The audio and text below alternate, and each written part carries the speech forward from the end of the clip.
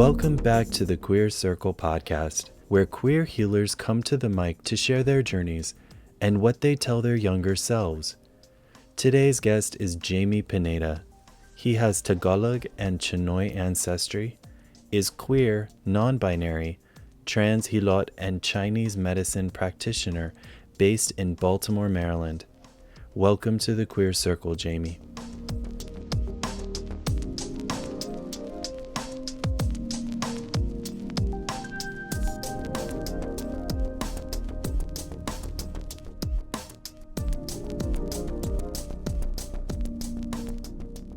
I was born in Southern California, I believe Tongva land. And both my parents are immigrants from the Philippines. My dad immigrated when he was about 12 years old, and then my mom immigrated when she was 16. And I grew up in a very suburban town. So if any of you listeners are familiar with Corona, California, that's the intersection of two different freeways in Southern California. Like, it's very much a commuter town.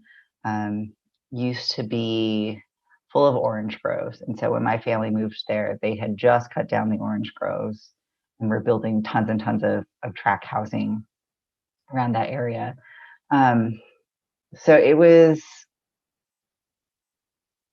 it's, that part of my life doesn't seem like super interesting as far as my origin story, but I will say that there are moments in my childhood that were incredibly formative for me. And I talk about this story a lot,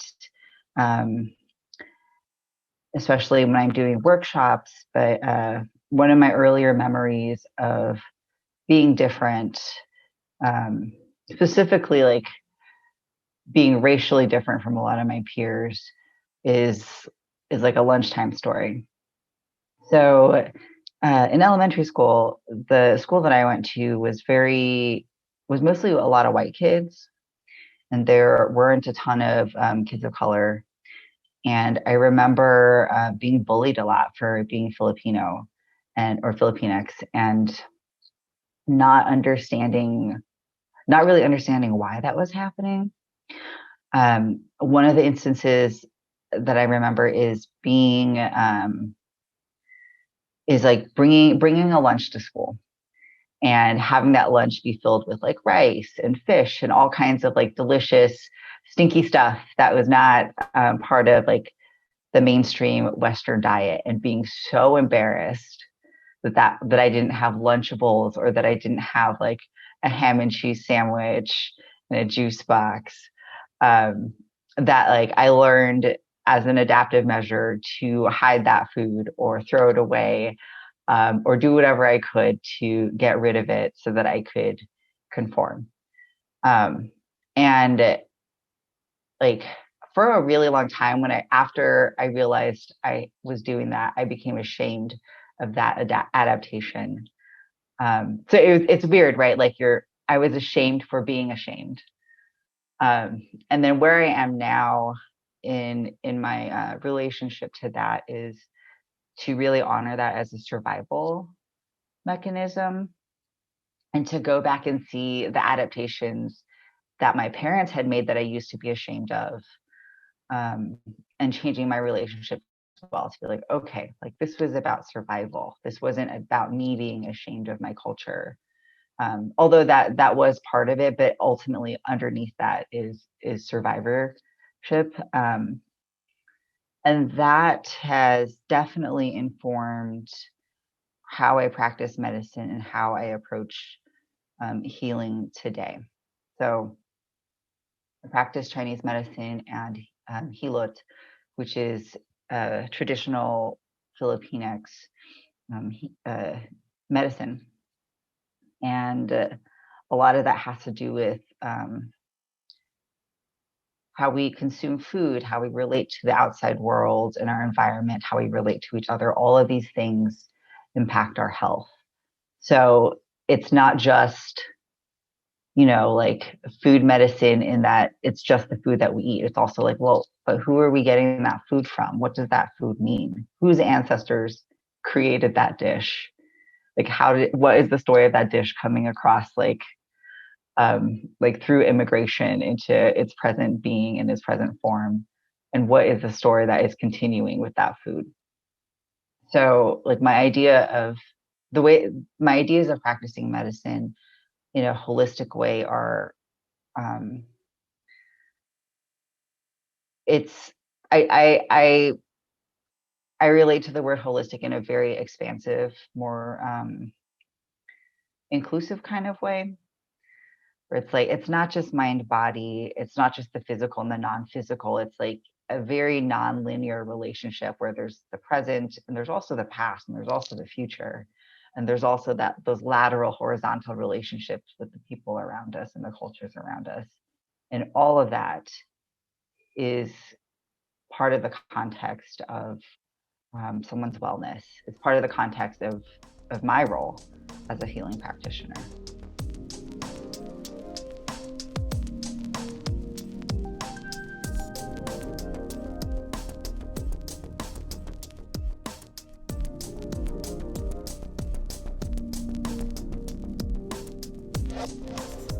I think with early realizations of queerness and gender and sexuality, I don't know if there were specific incidents that brought me into realization around it, or even like self-awareness around those things. I would say that a lot of it was really influenced by my cultural background. And so the gender roles that were happening in my family didn't really mirror, I guess, like white like the white narrative of understanding queerness and gender and sexuality. Like for the longest time, my mom was had to be the breadwinner in our family. Like my dad is the one who was really good at cleaning and cooking and like maintaining the household. In the Philippines, like our ancestral traditions were matriarchal. So this idea of like what gender roles were was not the same. Like, oh my God, when I got to college, I was fucking horrified when I realized that all of the dudes that I was like, who were my peers, like couldn't do shit. Like they couldn't clean, they couldn't cook, they had disgusting hygiene. Um, and also like this is also overlapping with white culture because these were like white people that I went to college with. So it is just I don't think I had those realizations in that same way. Um, like I remember there are snapshots where I like remember um, watching my dad shaving in the mirror and just being like, oh yeah, I'm like dad's buddy. I'm gonna grow up like dad. And I would get my toothbrush and like foam the toothpaste in my mouth and then lather my face with the toothpaste foam and then shave it off with my toothbrush. So there was just like at certain points like a lack of inhibition that this wasn't supposed to be a possibility. It was just like, oh yeah, like clearly like I can grow up like this or whatever. Um and it wasn't till I like yeah, like there were other expectations of me that were sort of gender related that just didn't fit white gender stereotypes. Like I'm the oldest in my family, and so like within my siblings and also within my cousins. So I would say that there was an expectation that I would take on some kind of matriarchal role in the family at some point, like leadership and being able to take care of people and manage a family household. Like I remember the expectation, like if my sisters were doing poorly in class, like I was supposed to help them with their homework. I mean, I rebelled against a lot of that too, because it wasn't what my white friends were experiencing. So I was like, this must be wrong. Um, but I would say like that I can't think of gender without thinking of this other context as part of it. Um, as soon as I started having language around how to call myself and name my gender identity, that was an interesting experience because I didn't really have that till college when I started experiencing it more in an academic setting. And I'm going to say, like, implied in that academic setting is also there's white culture.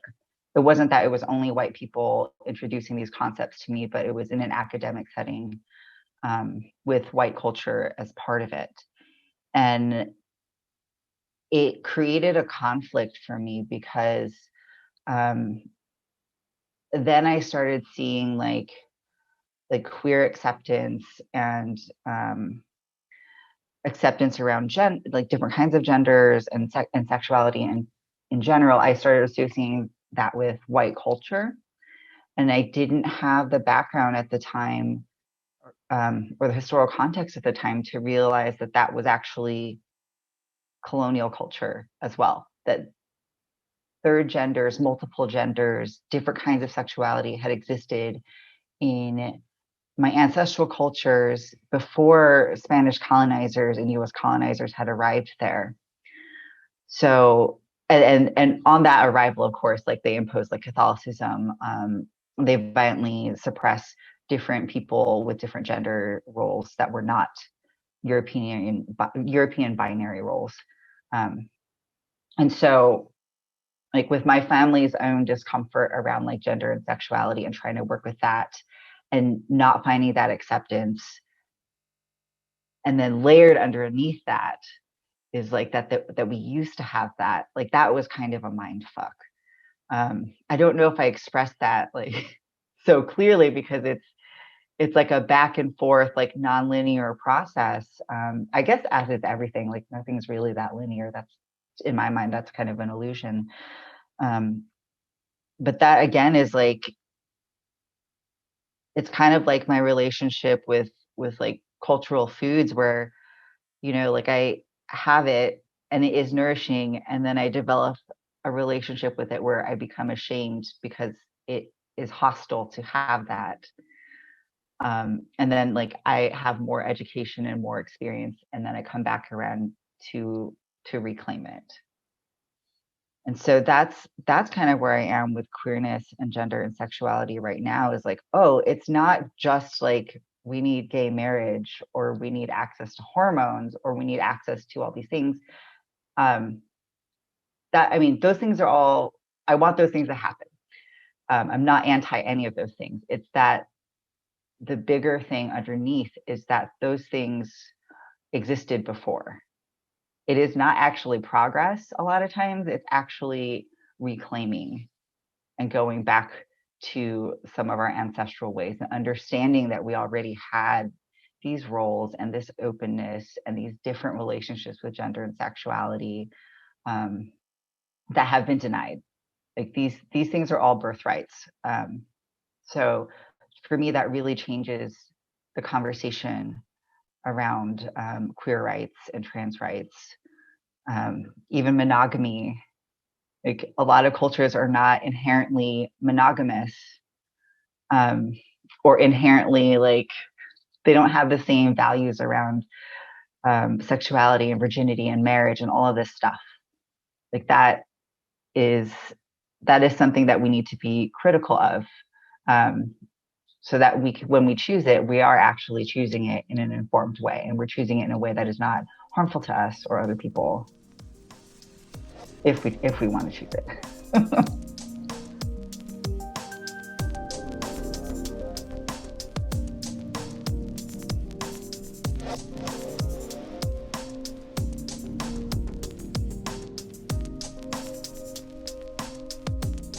For a long time, I felt like I had to choose between queer-friendly, queer-loving, trans-loving white community or possibly homophobic, transphobic, BIPOC community.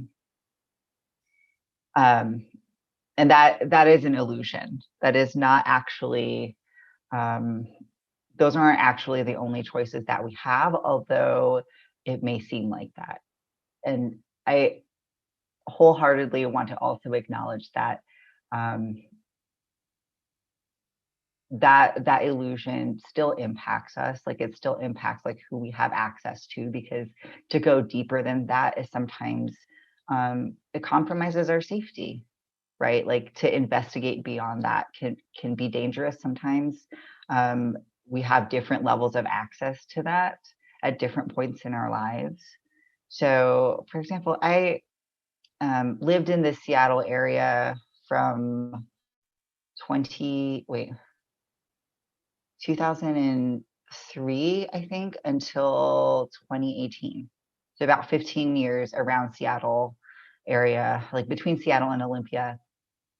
And within that time, it took me like at least 10 years to feel like I had QT BIPOC community. Part of that might just be Seattle and the Seattle freeze and the fact that it's a little harder to socialize there for a lot of people. But it took me a long time to really cultivate people who were not in either of those camps of like being brown or black and homophobic, and then being like white and like all about the pride flag, but still like underlying racism. So there is complexity in that. And it's also, again, like if I put it back to decolonizing and going at that, it simplifies my navigating of it. It simplifies the conversations around it too, like to learn how to talk and communicate and connect around these issues that's not solely reliant on academic lingo.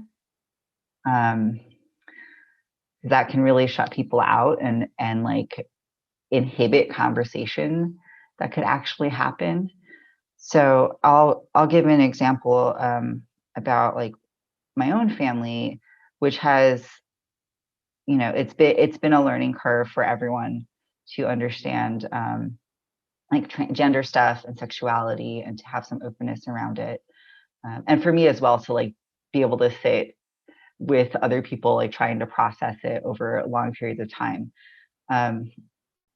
Like my family, even though everyone is at this point very fluent in English, like if they weren't born in the US, because their first language was still Tagalog, they still have problems with pronouns, because in Tagalog there is no gendered pronoun, so it doesn't exist as like a language concept, and they only learn that when they learn English or other languages like Spanish or whatever.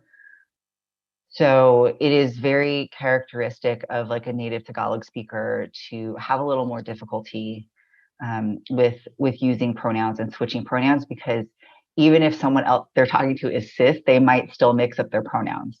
So the mixing up of the pronouns might actually not be related to a misgendering. It's more related to like a fluency of language. Obviously, there are situations when it is related to misgendering, but that's not just default what's going to happen. So understanding that for me, like really makes a big difference on how I relate to my family and what gender is and what my expectations are of how my family shows up for me around trans rights, around like queer rights, that is different from like white families that I've been close to. So my parents are probably never going to go to a pride parade, but like my dad, like for my college graduation, got me a barong Tagalog. A barong Tagalog is traditionally like a traditional menswear. It's like a sheer pineapple fiber shirt. So he like took my measurements and everything and then sent that to the tailor so that we could have that shirt made so that I could wear it on my graduation. So there wasn't necessarily a discussion, but some of that acceptance will happen in different ways that have not been sanctioned by white queer culture. So it takes a little bit of flexibility of your perception, of my perception, to see that. So I'm not just expecting them to show up in a white way around acceptance and love.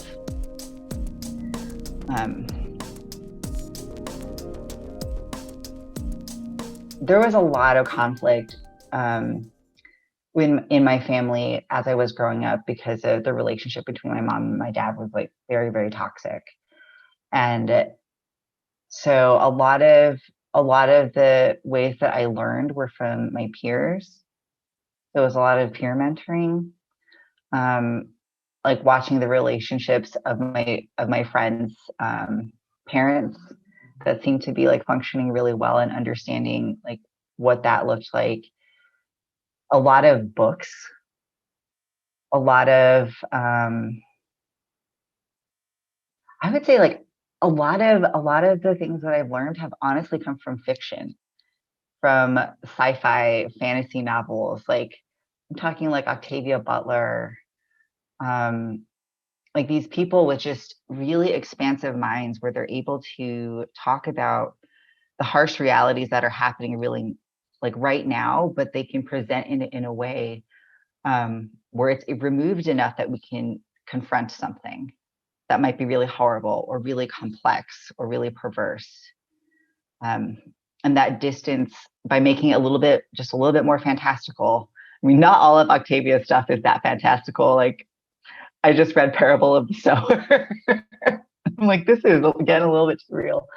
Um, but it's yeah, it's like using fiction to actually say something that's very real.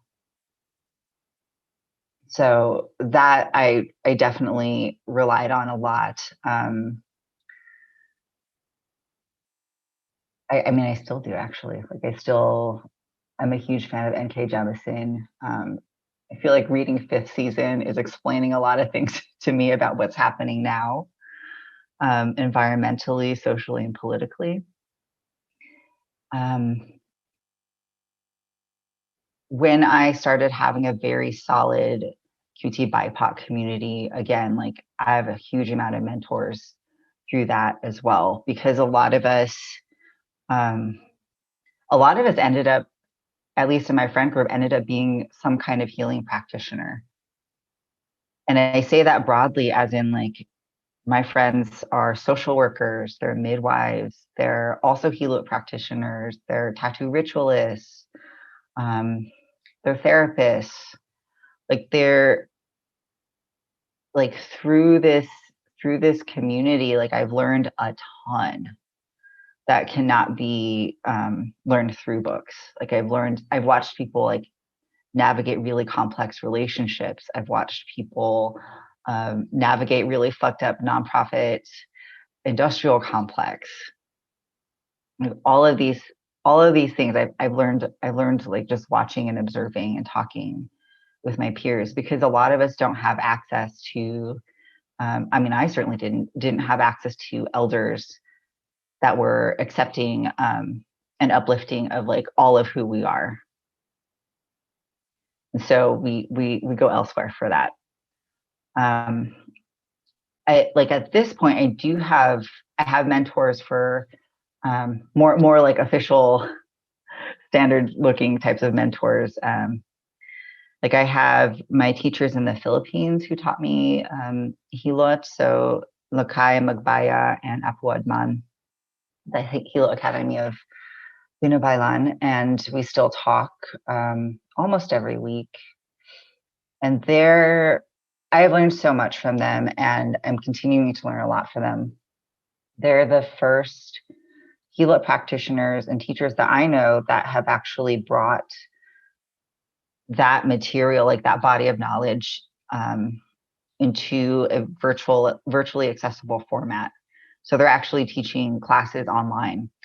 And that is in response to the pandemic. So prior to that, like you had to go to the Philippines to learn with them. And they were one of the more visible training programs out there.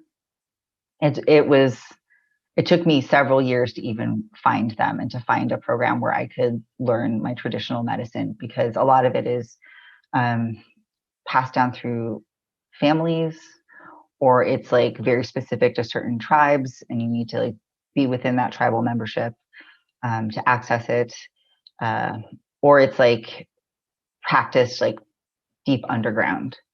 Because remember, like the Spanish colonizers came and basically tried to kill anyone who was practicing those things. So that medicine had to survive either through syncretizing with Catholicism or being practiced like in secret. So a lot of it is still, like very intermingled with Catholicism, where you're like, that's fucking magic, but everyone's like, no, no, no, no, no, it's Catholic.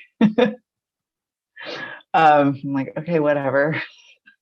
So it's been a journey to find mentors and to find teachers who hold that kind of knowledge.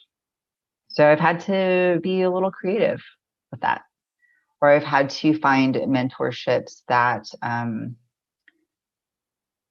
were very specific, functional, like not as personal. So of course I have my mentors through acupuncture school, who have taught me a huge amount of clinical knowledge, and they're very talented at clinical work. But a lot of them are also like straight white men, so they don't have the context or the community that I have, and they don't have the same mission that I have in doing that kind of clinical work. So I feel like I like take the knowledge and the training that they offer me, and then I redistribute it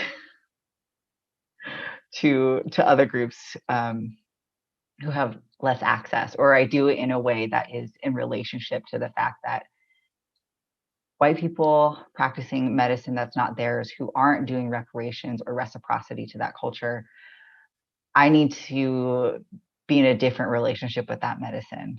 I need to practice it in a way that is not extractive and that it is coming back to the cultural origins that it's from.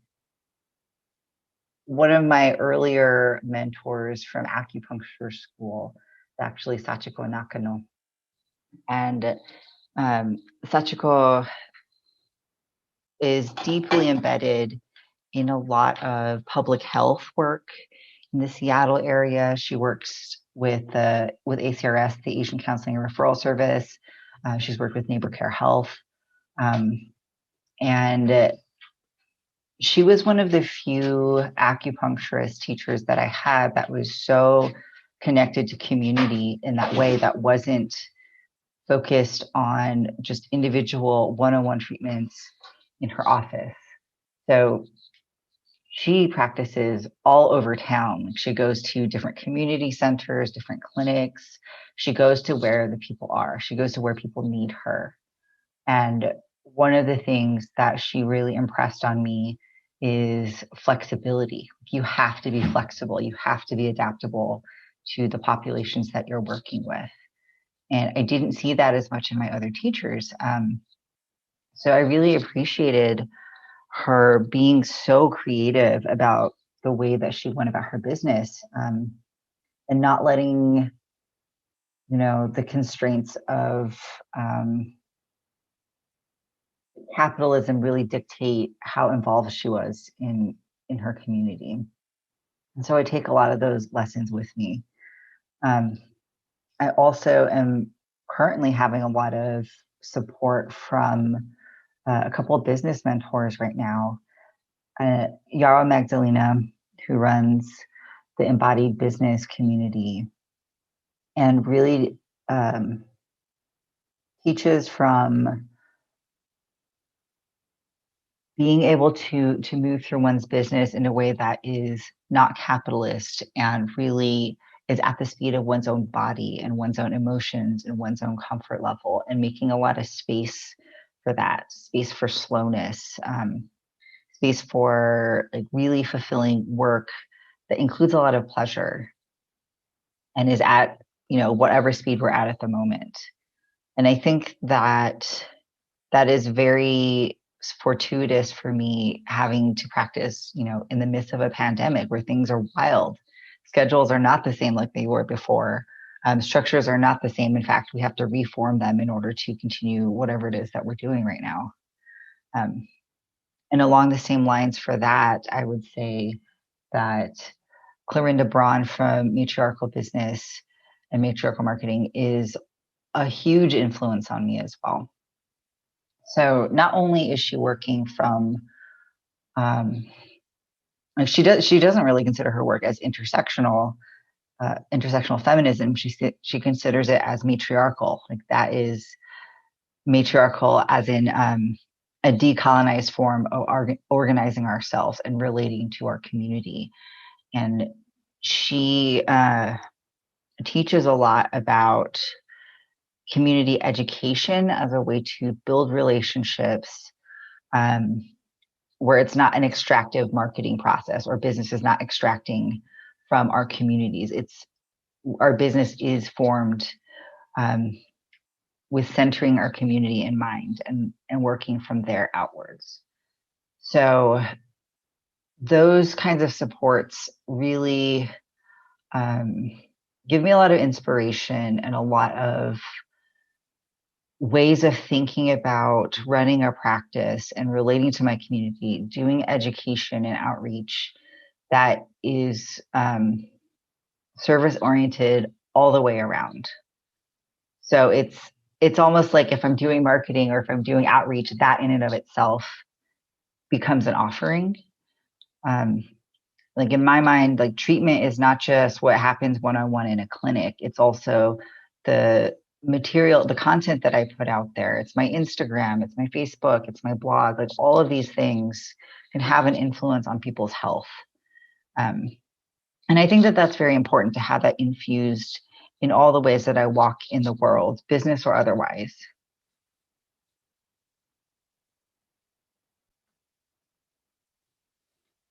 I also want to shout out Ilva Mara Radczewski. I hope I pronounced that name right, Ilva. The Polish is a little hard for me. But Ilva has been doing wonderful work as a high priestess and a witch, and I'm currently in their year-long witch school program. So that's another level of mentorship that I'm experiencing right now.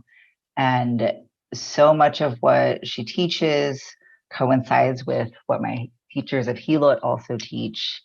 And a lot of it is going back to our ancestors and understanding our place amongst our ancestors and how to draw from their stories to examine our privilege, to examine the traumas that our lineage may have experienced. Because it's not so simple, right? As just like we're a traumatized, that my family is traumatized and not privileged. I mean, I'm still a settler here on Turtle Island, and so is my family. So bringing that complexity into the way that I practice magic or medicine or just how I walk in the world is really important to me. Practicing medicine and magic in a way that is not binary is also really important to me. And I greatly appreciate how Ilva brings that into her teaching and into her magic in general.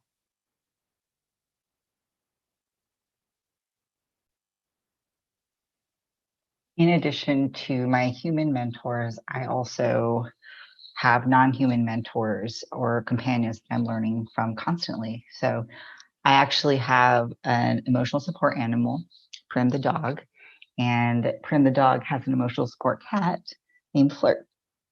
So these two animal companions, I learn a lot from on a daily basis. I learn about how to be present, how to move at the pace of my body, how to be responsive to the environment, and how to help myself calm the fuck down. Because if I'm keyed up and I'm very anxious, they pick up on that. They can tell me that I need to chill and I need to take a break. I feel really fortunate to currently live really close to a lot of wooded area. So I'm out there almost every day taking walks and just observing the world around me and trying to listen to what lessons are there as well.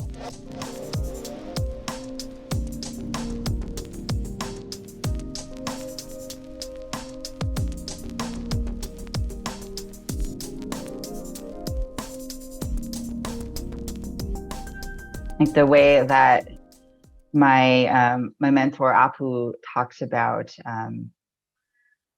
like malevolent spirits or disease. Is he doesn't relate to it as something that you need to eradicate. Like I feel like there, at least in allopathic medicine, there's this relationship with disease or like negative influences as something you go to battle with, like you're at war with. And his relationship is that you need to transform it. That you need to transform it, and sometimes you actually need to feed it, because if something is like attacking you or whatever, it means that there's a need that hasn't been met by that thing needs.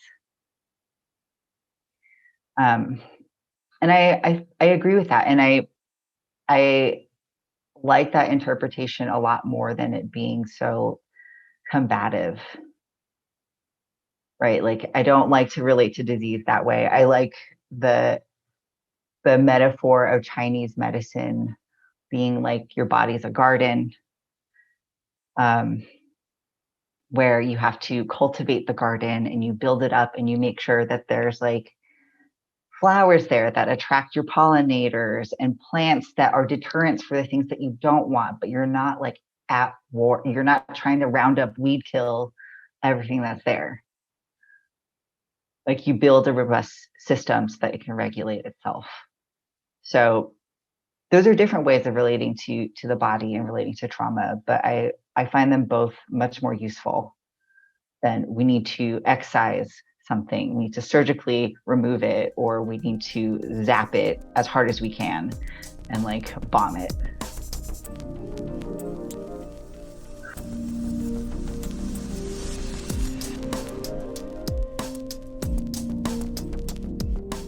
One of the major influences for me getting into healing work was actually was having to need healing work.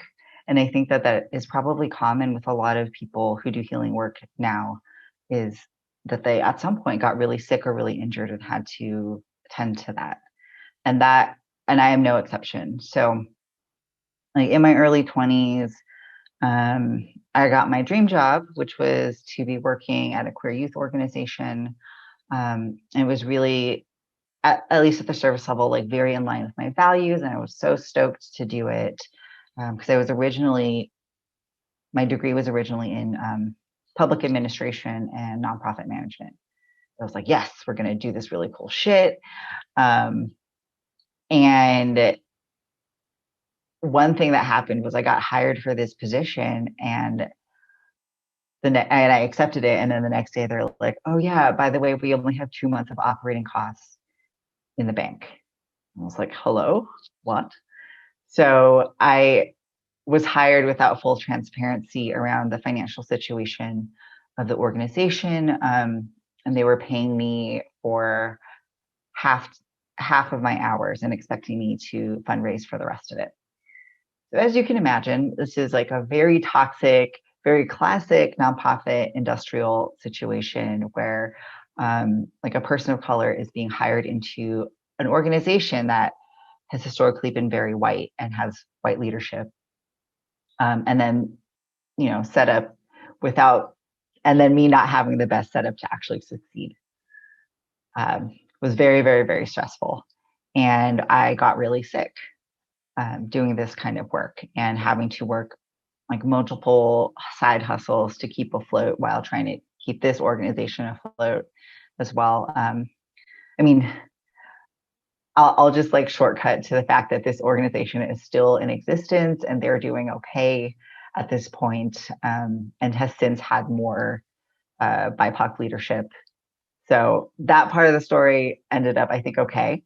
But for me, it was like super detrimental to my health. And I wasn't making enough money to be able to afford a lot of care for myself. So the only things that I could afford were food medicine, that food I could grow for myself or that I could get by working at the co-op that I was living close to, and community acupuncture. And then I also like was able to access some therapy at sliding scale. So it's like I survived this through community programs. But a lot of it was like I had to really invest in my own preventative care, my own holistic care. Eventually, I did leave that job and just didn't do anything activisty or political for a year. Like I left the country. I was like, I'm going to leave and I might not come back. um, and I obviously like I did eventually come back, but I had to take a year off to really, one, recover from that experience, and then two, to like see who I was outside of that kind of relationship to work and activism. Like I would say that to a certain extent, I was using that kind of work, that kind of like queer organizing, to work out my own issues around my own queerness and my own family relationships and communal support. And a lot of that stuff was like, it was like church to me. Like it was like, that's where I was getting my ideology. That's where I was getting my community. That's like that network of how I was relating to other things in my life. And I was doing it in a way that was toxic for me. I don't inherently think organizing is toxic, but the way that I was engaging in it and the relationships that I had to that organization were not good. So I had to like draw some strong boundaries around that and cut that off in order to, again, return back to it much more whole. And, you know, in that year off, I was able to like really reflect and see what would bring me pleasure in doing, what would actually speak to my natural tendencies. Because guess what? My natural tendencies are not to sit and do a lot of admin work. Which was it like seems obvious now, but it was a huge revelation to me to think that I could live the values that I wanted and support the movements that I wanted to support without being in an administrative nonprofit or like kind of classic organizer role. When I realized that I could do something that really spoke to me on just a personal level, and then from that have my values and my politics inform it. That was a huge thing for me, even though like when I say it now, it sounds very simple. It wasn't at the time. And so I was able to like figure out what my silbi was. And silbi is a Tagalog word for like your life's purpose. And the way that my teachers talk about it is if you don't have your silbi, you don't have, you're not complete. Like in the Philippine cosmology, we all have multiple souls, and one of those souls is has to do with our life's purpose. And so if we're not complete and we don't have that, we can get sick. If we don't know who we are, we don't know what our role is, and we don't know how we are connected to our communities, then it's an imbalance, and you can't fully step into yourself. So that's what I had to learn how to do. I had to get away from all of this other noise and do something that was completely selfish. And I don't mean selfish in a bad way. I just needed to like recenter and really just like strip myself down to just me, and then come back to doing the healing work. If I had done healing work like right out of college, I think that would have been a bad idea because I was not ready. I hadn't dealt with like a lot of trauma to the point where I could like I knew I wouldn't harm people. Like, I'm not saying that you can't be traumatized and also be a healer, but you need to heal yourself enough so that you're not passing it to other people. Yeah, because you got to hold space. So if you can't hold yourself enough, you don't have to be perfect. You don't have to be totally healed, but you need to be resourced well enough to hold space for other people, to take care of them, or else you're going to burn out and you might hurt someone. I think it's really hard, and it's very humbling to think of medicine in that way, and to like, I would say it's taught me to value myself in a different way. Not just as like a community resource, but to really, really, really value myself. Because yeah, like, it's like, you do matter, you do take up space, and you should take up space.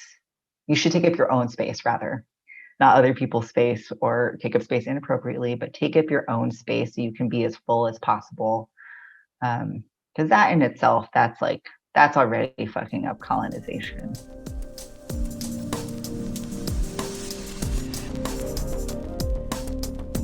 Can I talk about kink?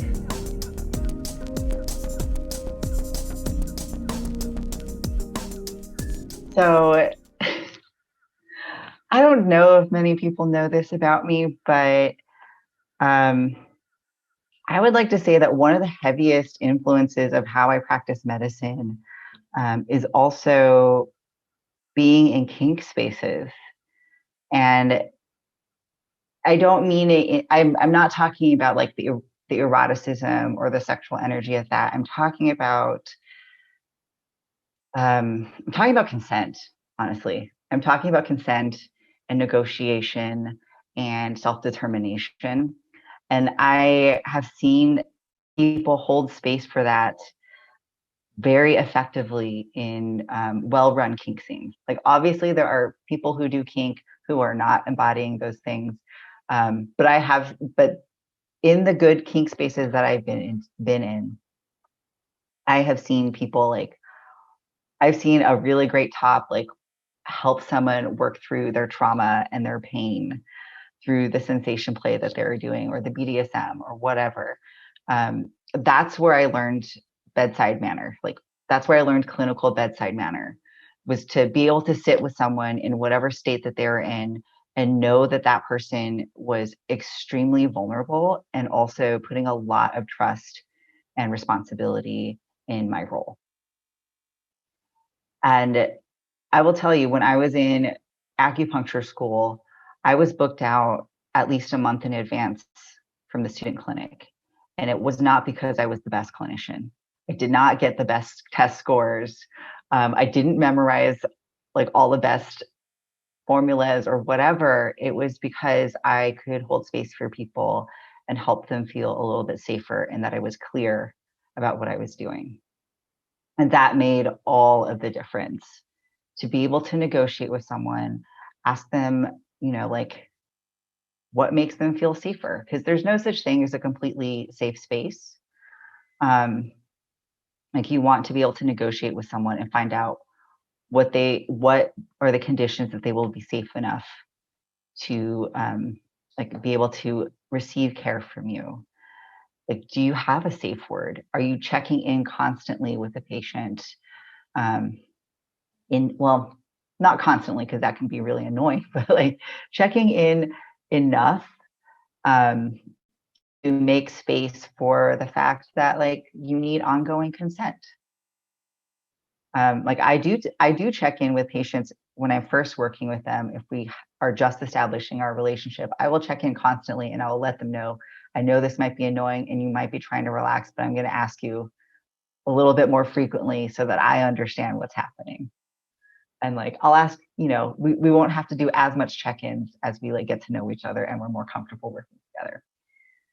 So kink has been an incredible influence in that. And I think that there's a lot to learn from those types of spaces, as far as how to make someone or help someone feel safe when they're in a vulnerable position, because there is a power dynamic.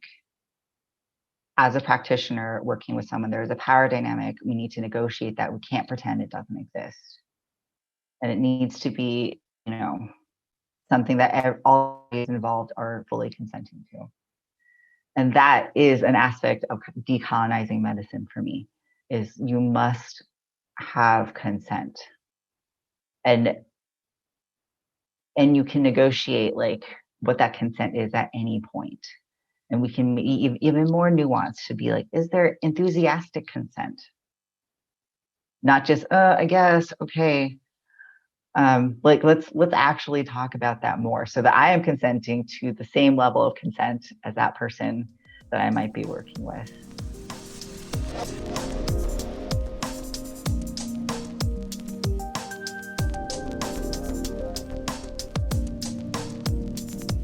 What I've learned in my own healing journey is a very simple concept, but it's how much context really matters, and how, again, like, and related to that, like holistic medicine is more than mind body. Like holistic also means looking at like your ancestors and what has happened, like what generational trauma have you inherited, what generational privilege have you inherited. Like that is also part of the context when we're talking about holistic.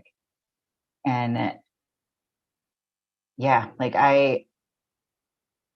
to me, like the mark of a really competent provider or healing arts practitioner is when they can do that, when they see the patient and then they see all of the other things connected to that patient. Because you're not just treating an individual, right? You're not treating an individual out of context with the rest of their community. Like all of that is connected. Like that's what becomes like systemic or structural patterns, good or bad. So understanding that and having a relationship to that goes beyond just what's happening in a patient visit, I think is really important. Like understanding your relationship to capitalism is really important because, like it's kind of expensive to stay licensed and insured and all of these, like it is expensive to be a practitioner of like acupuncture and Chinese medicine. Like we don't, most of us are small business owners. Most of us are like barely hanging on. I think that the last time I checked, the median salary for an acupuncturist was like 40,000 a year. Like it's not a lot considering a lot of the other expenses that go into paying for that to maintain that work above board. So understanding that we are in a context of capitalism, but then making way for different kinds of exchanges, I think is really important. Like for me, I will charge at my actual cost for some offerings and then or above my actual cost for some offerings in order to provide services that are not dependent on fee. So I have like one-on-one offerings. I also have a Patreon to help me fund some of the other stuff that's just community-based, where I'm like, if we didn't have fucking colonization and capitalism, we wouldn't have to exchange energy through money. Like you would be like, it would be, well, in the Philippines, at least, it was more of a gift economy. Like that's how you would demonstrate reciprocity with your healers. You would be giving them gifts. So it's a negotiation of that. Like I can't just ignore that I need to pay for stuff with monies, but like how do we fuck up the system within that? How can we create different alternatives? I mean, a lot of those alternatives existed before capitalism. Like we don't even have to reinvent a lot of it. Although I'm open to that, like a lot of times we just have to remember. I've been thinking a lot about what the pandemic is doing to healing practitioners right now. And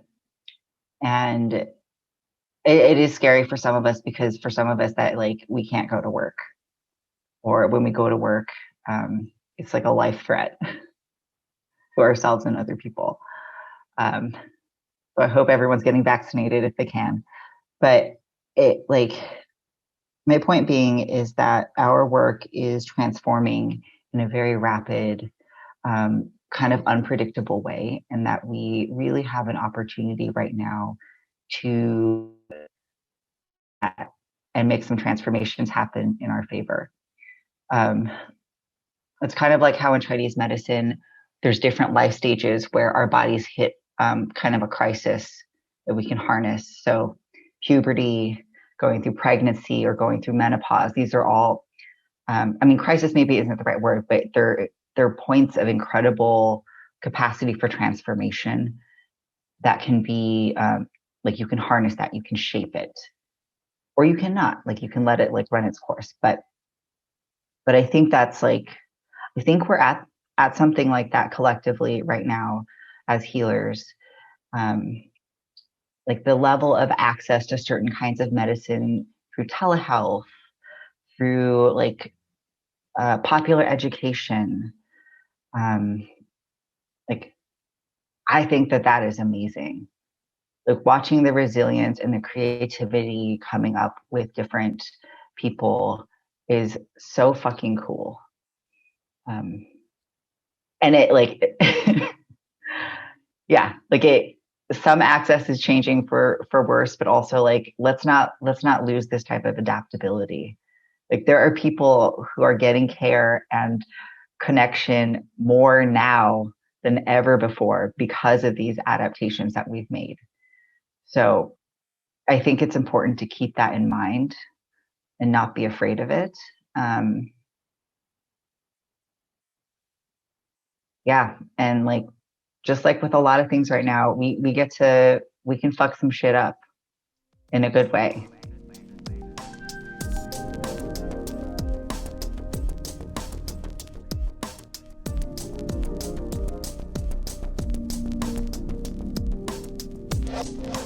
Wow, the question of what I would say to my younger self, I think that's a really cool question because I really want to be a good ancestor one day and a good elder.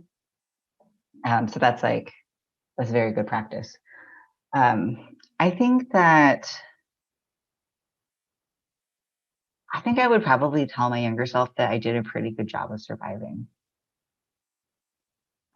It's totally making me emotional.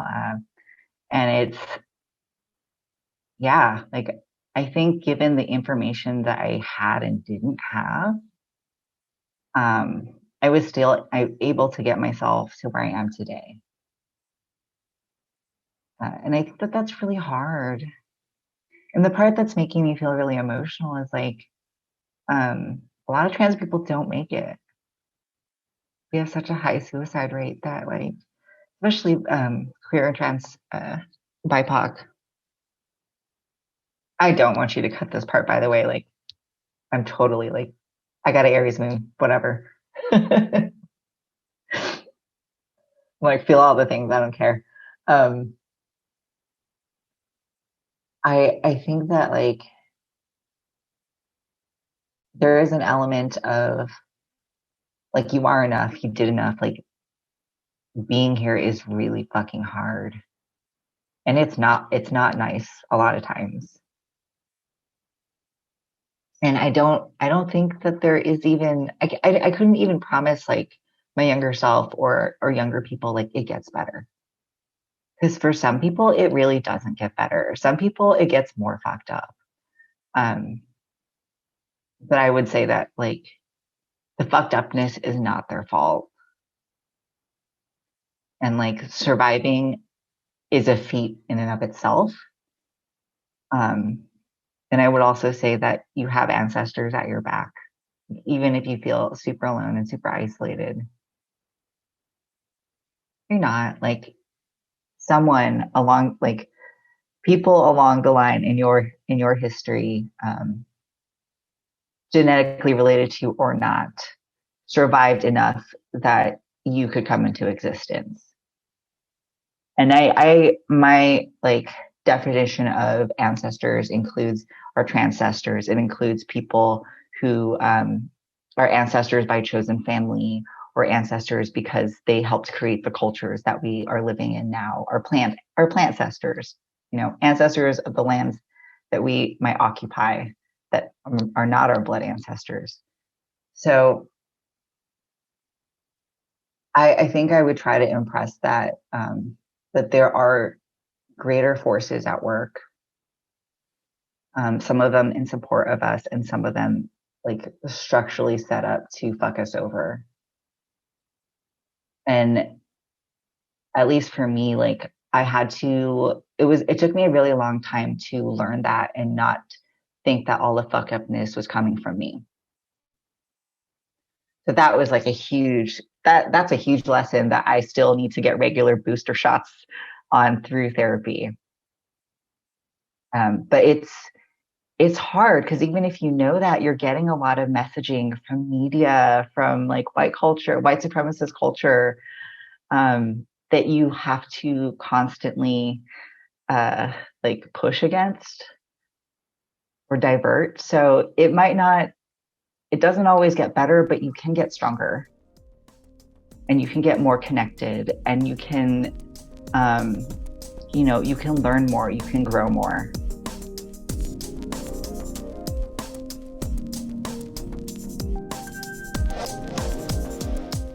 Thank you for joining us in the Queer Circle today, Jamee.